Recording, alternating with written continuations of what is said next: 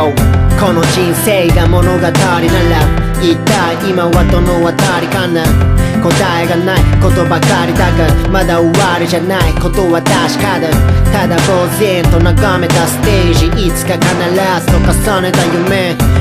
今だ昨日のようだが理想を追うただ急ぐこの今日でも情熱ってのはまるでろうそく徐々に消耗すおのずと殺すならそうそぐ終える人は熱を失った時に老いる自分に都合よく言い訳金や時間なきゃ作りゃいいだけまた長い夜けれど大丈夫好きで居続けるそれも才能た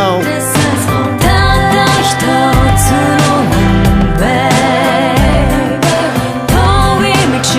の途中で悔し涙にぶつかったってそれも僕らの一歩だって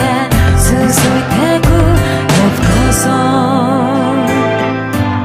花が枯れるように夢は儚いそうと知りつつも胸は高鳴りマス期待感奴はリタイアでも去る者を止める術なんかない見失う方向チャチな欲望に飲み込まれ落ち合うフラチな夜もプラチナゴールド目もくらむダイヤモンド愛だとは言うがそれも嘘じゃないだろう毎夜と街角耳にはイヤホン紙に書いた文字吐き出すマイクロフォン楽じゃないが辛くはない趣味だとはぐらかすならパスタマイ